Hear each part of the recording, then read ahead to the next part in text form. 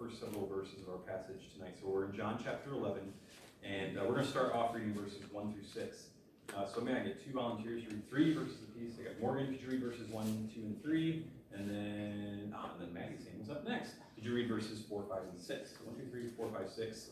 And let's all follow along in our Bibles, okay? Now a certain man was sick, named Lazarus of Bethany, the town of Mary and her sister Martha.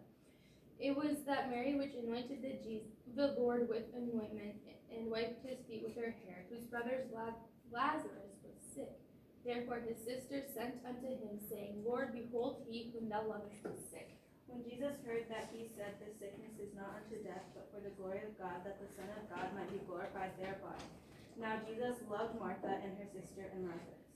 When he had heard, therefore, that he was sick, he abode 2 days still in the same place where he was. All right, very good, thank you. Okay, I don't know about you guys. I don't like big things that mess life up, okay? I don't like interruptions to everyday life. I like life just to flow smoothly. I don't like it when, some big thing happens and whatever I was planning for that day or for the week or whatever gets interrupted, okay? And specifically, you think about a big life change like this, okay? This sickness comes and interrupts these people's lives.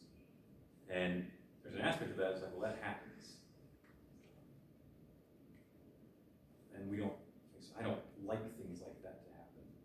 And I don't just mean from a selfish perspective, I mean from a life is good perspective, okay? This family here, these 2 sisters and this brother, they're very close friends of Jesus. And they have this unexpected crisis. Okay, the crisis is that Lazarus gets sick. I think a truth that hopefully we know and realize, and I think what this passage reminds us of tonight, is that what I think is my right idea of how life should flow, and God's plan, or what He allows, is sometimes very different. Something that we may look at and say, oh, this is terrible. This is awful that this is happening. It might look very bad to us. Sometimes even when it's in our rearview mirror, it looks very different.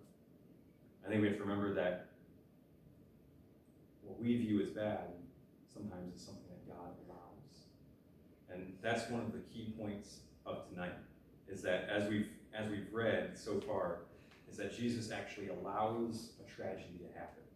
What we would call a tragedy. Because Lazarus gets sick and he dies.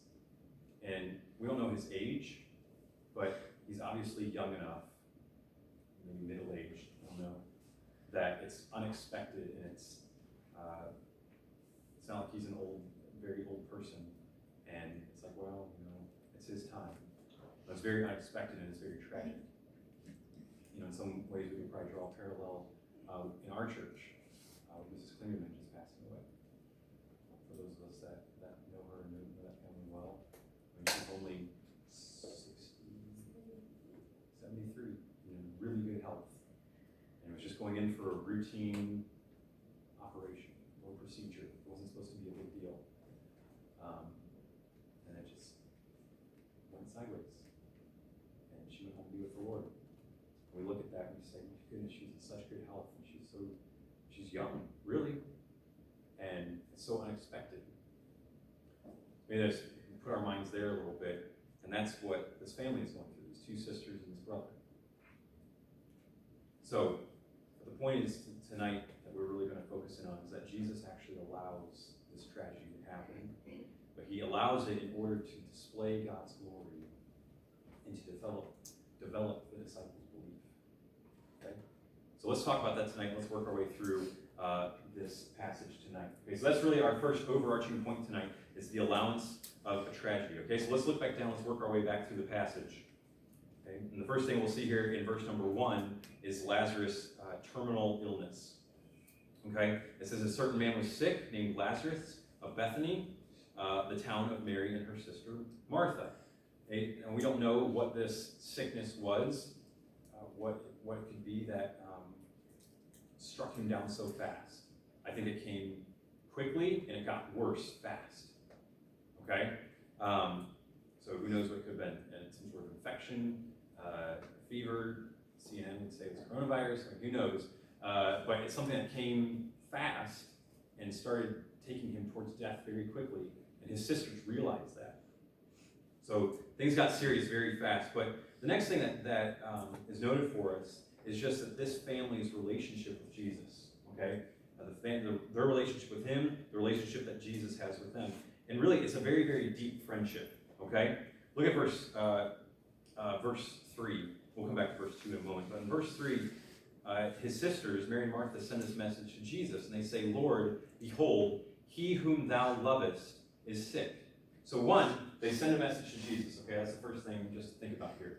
When things get bad, when it's very obvious that Lazarus is not getting better, and he's just getting worse, who do they think of? They think of Jesus, who's their friend, who's their close friend, as we'll note in a second, but they also recognize him as God, as the Messiah.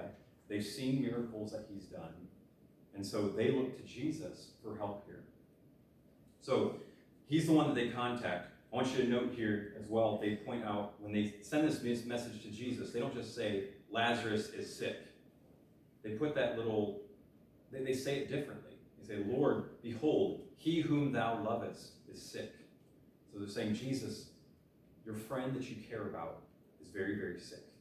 So this message comes to Jesus in a very serious way. It's not just an off-the-cuff type of message. And I don't know, little side note here. I wonder sometimes if we get the wrong idea or the wrong image of Jesus in our minds, where when we read through the Gospels and what's recorded for us, we only think about Jesus healing and walking around with his disciples and teaching them and teaching in the temple. And sometimes I think it's very easy for us to lose sight of the humanity of Jesus, which we're going to dig into a little bit deeper not next week, but in 2 weeks. I think it's just a good little side note for us to remember that when Jesus was on earth, he had close friendships with people, and specifically with this family. Okay? And so they have this deep friendship with him, but then they also believe in him as God. So let's talk about that, the belief in Jesus. So you back up to verse 2, and John gives us this little note here. It says, it was Mary. He's drawing the connection here for us, for the reader. He says, it was that Mary which anointed the Lord with ointment and wiped his feet with her hair, showing him reverence, okay? Whose brother Lazarus was sick. So John's just making it very specific, okay? So they have this belief in Jesus. So the message, here's another thing just to point out about the message here, okay? Oops, I don't have that in the notes. Okay, here's another little note here that you can put down here under this point, okay, in their belief in Jesus, okay? So one, they look to Jesus first, but then notice that the message is sent to Jesus with faith in him, in his healing power. Does that make sense? They don't just, this is not just a message to Jesus like, hey, just so you know, Lazarus is sick. No, I believe this is a message sent to Jesus with faith, belief that Jesus can and will do something. So, let's keep it moving along here, because now we see Jesus' actions, okay? Now we see Jesus' actions and how he reacts to all this, okay? This is really where we come to kind of the overarching point here, the allowance of a tragedy, okay? Whenever somebody dies, and specifically in this situation, just to remind you, just to reiterate, and we view that as very bad, as a tragedy. Because it's unexpected. We weren't expecting to lose them. I don't think that the sisters were expecting to lose Lazarus here. It's harder to have a family member or someone that you were close to pass away when you're not expecting it. It shocks you. And what happens here is Jesus actually allows this to happen. And I put the word in there of a seeming tragedy. Okay, this seems like a tragedy. From the family's perspective, this seems really bad. But let's read back through the verses here. So when Jesus hears the message, look down at verse 4. When Jesus heard the message, he said, this sickness is not unto death, or not for the purpose of death, but this sickness is for the glory of God, that the Son of God might be glorified thereby or by it. So Jesus is going to allow Lazarus to die. Okay? But he's going to allow this to happen for God's glory, so that man's attention is turned to God, and specifically, man's attention is turned to Jesus Christ. So Jesus is going to allow this to happen for God's glory. Okay? I think this is a good reminder for us in here. This is something that everyone views as terrible. But Jesus is allowing it to happen because he has a purpose in it. Now, it doesn't mean that every time something bad happens, you stub your toe, oh, God made that happen. That's not the point. But Jesus does allow bad things to happen. God does allow bad things to happen. We could point to the book of Job, which is all about that. Okay, we've been through the book of Job. And God allowing this midlife crisis to happen to Job. God does not cause it, but he does allow it to happen. And so that's what Jesus is essentially doing here. Okay? So, he allows it to happen. It's for God's glory. Notice also that he does not act immediately. Okay, look down at verse 6. When Jesus had heard, therefore, that Lazarus was sick, he abode 2 days still in the same place where he was. So Jesus does not act immediately. So if you calculate up the time here, and then it's mentioned later, once Lazarus dies, he is in the grave for 4 days. Okay, and there's a little note here before we move on to this next point. Just a little note here that Jesus does not act immediately, and the Jewish people had a little bit of superstition about them, where they believed that if somebody died, then actually their spirit, their soul, would actually stay by the body for about 2 days. Okay. And so I believe that Jesus allows this extra length of time. One of the purposes of that is to dispel any kind of justification or explanation for Lazarus' resurrection. Does that make sense? You with me on that? Interesting little nugget that I didn't know that before. I didn't know that was a Jewish belief there. Okay, I think Jesus wants to erase all doubt about Lazarus' death. Okay, we know the story of Lazarus. We know what's going to happen. So I'm not going to sing spoiler alerts here. I believe. Okay, let's look here then at Jesus' relationship with the family. It's kind of the flip side of what we were talking about before. Back up to verse 5. It's interesting here that in the midst of all this, in the midst of talking about Jesus' response and then his actions, in verse 5, John wants us reading this. He wants us to realize what? In verse 5. Jesus loved Martha and her sister and Lazarus. John makes a specific point here in saying that. Jesus allows this to happen. It's almost like John is pausing real quick and saying, listen, Jesus allows this to happen. Jesus loves this family. But Jesus is going to wait to act. It's just a little interesting if you look how it's laid out. You have Jesus' statement in verse 4, but then you have this little interlude in here in verse 5, and then you have Jesus' action in verse 6. Does that make sense? You with me there? Okay. So the writer interjects a little reminder there. Okay? And he puts in, he just notes here that Jesus does love this family. Think about this. Our human perspective and the human perspective at the moment is, why didn't Jesus act? Why couldn't Jesus do something? Why didn't he do something? We know Jesus has power. We know he's God. We believe that he's God. Why does he allow this to happen? He hasn't responded. He hasn't responded to our message. It only takes a day for the message to get there. Why isn't he here now? Now it's been 2 days. Now it's been 3 days. Why isn't he here now? And then when we get to 4 days, why haven't we seen Jesus yet? Try and think about that from their perspective. Jesus, he could have made the trip. Think about this, Jesus could have just spoken a word. We'll talk about that more in a moment. Look back down at verse 6.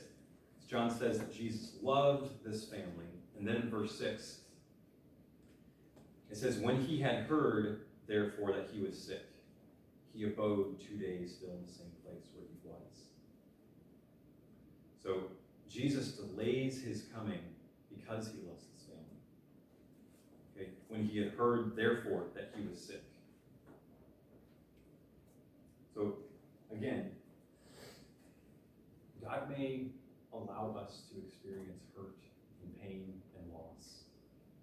And you're going to at some point in life. Something that is hard to handle is going to happen to you.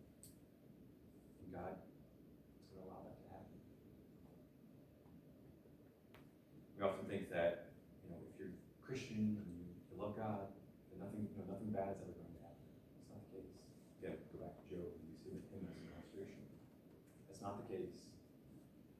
And in fact, God uses very tough situations to, we'll see how he uses them.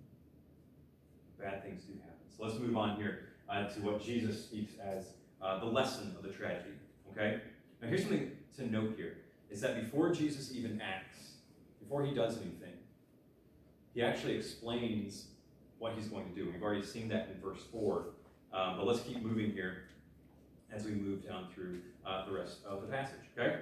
So here we go. So after 2 days, Jesus acts. Look at, so verse 6 tells us 2 days.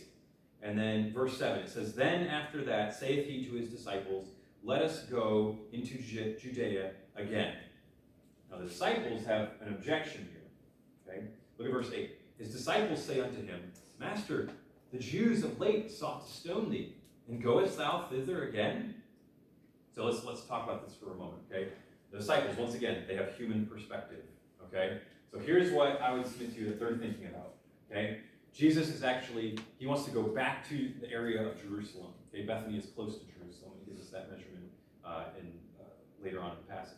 Okay, so Jesus wants to go back to the area where ministry has not been good, where people have tried to kill him, and he's leaving an area. If we go back to the end of chapter 10, he's in the area of John the Baptist's ministry, and a lot of people are coming to believe in him because of that groundwork that John the Baptist laid. Jesus goes there and he sees people come to him. So he's got a fruitful area of ministry. The disciples are saying, hey, you want to leave the area that we're in, and you want to go to an area that's dangerous, where people are actually trying to kill you. Okay? Now, and think about this as well, is that Jesus has already healed people from a distance. You think of the nobleman's son. That's the passage listed there in verse 4. There we go. I got it as a sub point. In verse 4, all Jesus does is speak the word from a distance, and the man is healed. So the disciples, I wonder if the disciples are even thinking here, hey, Jesus, you don't have to be right there to heal him. You can just say it from a distance. We don't have to leave the comfortable area that we're in. We don't have to go into an area that's dangerous for you and by proxy for us. Okay? So I would submit to you that the disciples are, their objections are all man-based. They're thinking physically, they're thinking temporally, they're thinking from their own perspective. Okay? They're concerned for Jesus' safety, concerned maybe for their own safety, but there's their objection. And Jesus replies to that, and he speaks of his purpose. Okay, let's look at verses 9 and 10. What's our time, by the way? 55. 55? Woo! All right, we got to move. All right. Look at verses 9 and 10. Jesus answered, Aren't there 12 hours in a day? If any man walks in the day, he stumbles not, because he sees the light of this world. But if a man walk in the night, he stumbles, because there's no light in him. Let's talk about this for a little bit. Jesus uses this little illustration of time. He's talking about his purpose on earth, so there's a little spoiler there for you. And he uses this illustration of time. He talks about daytime and nighttime, and hopefully it's very simple for us, okay? And it's this, is that daytime is the time to work, okay? In a time where you don't have electricity, where once the sun's down, you can't be as productive once the sun is down, okay? Once the sun's down, you don't have any daylight to work with. So Jesus says, listen, there's 12 hours in a day, and that's the time for a man to get his work done. Okay, you can see what you're doing, but there's only 12 hours in a day. Okay? And he says that at nighttime, you can't work and you stumble because you don't have light. Okay? Pretty simple illustration that he's giving. And so what's Jesus speaking of here? Is that Jesus has a short time on earth to work. And so, yes, there's danger out there. It's dangerous for him to go to Bethany to do this miracle. It's dangerous to make this trip back. Jesus has a short time on earth. And he's going to display God's glory. He's going to point people to God and to himself with the time that he has. Okay? So, Jesus has a short time on earth to work. So then let's talk about here is Jesus' overall intention. Let's look at these last several verses. So verse 11, these things said he, and after that he saith unto them, our friend Lazarus sleeps, but I go that I may awake him out of sleep. Okay. Let's go ahead. Let's keep reading here. Then said his disciples in verse 12, Lord, if he sleeps, he'll do well. He'll get better. If he's sleeping, he'll get better. Howbeit Jesus spake of his death. But they thought that he had spoken of taking rest in sleep. Okay? Let's read these last two verses. Then said Jesus unto them plainly, Lazarus is dead, and I'm glad for your sakes that I was not there, to the intent ye may believe. Nevertheless, let us go unto him. Jesus' overall intention is that he is going to go resurrect Lazarus. He says Lazarus, and he uses this term sleeping, and I believe his point there is temporary. He's saying Lazarus is dead, but this is temporary. Okay, so he uses the term sleeping. The disciples misconstrue it. They say, hey, if he's sleeping, that means that his body's resting, it's recovering. He's going to get better if he's sleeping. So that they don't quite understand. They say he's getting better. Okay? So they misunderstand. And what's Jesus' point here? In verses 14 and 15, look back down there. He says, Lazarus is dead, and I'm glad for your sakes that I was not there, to the intent ye may believe. So what's Jesus doing here? He's trying to develop the disciples' faith. Yes, this is about Mary and Martha. Yes, this is about Lazarus. Yes, this is about all the other people that are going to witness this. But Jesus has a specific purpose for the disciples to see this, for the disciples to experience this. So it's even interesting that Jesus says, in verse 15, I'm glad for your sakes that I wasn't there. Jesus actually says, I'm glad. Again, this is a terrible situation. This is what we would probably say is a tragedy from a human perspective. Lazarus dying at whatever age he's at. And Jesus says, I'm glad. But Jesus is allowing it to happen so that the disciples can be witnesses to this. And think about this. This is a thought that struck me. Is that, okay, Jesus raised people from the dead. But we are coming up on Jesus' crucifixion. And so this account, this resurrection of Lazarus, it should be paving the way in the disciples' minds for Jesus' own resurrection. We'll see that it doesn't. Okay, we probably realize that, but it should be. The disciples are going to get to see a resurrection, and I believe that's to pave the way for Jesus' own resurrection, at least in their minds. So here we go. Let's get to these last few verses here. It shows us again where the disciples are at.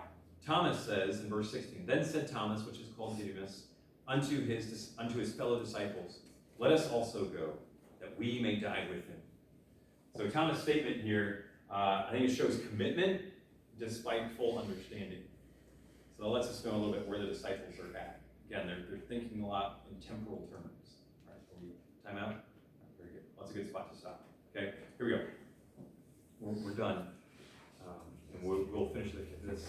We will finish this account of Lazarus' resurrection in 2 weeks. Okay. But I want us to bring us back to this point that Jesus does allow sometimes bad things to happen. The point is where is our faith? How we react during those hard times is going to be dependent on our relationship with him. Whether we have a relationship with Jesus or not. And how deep our faith is. And we'll get to dig into that more here in a few weeks. All right, let's pray, and I'll give you a note on that in just a moment. Lord, thank you for the time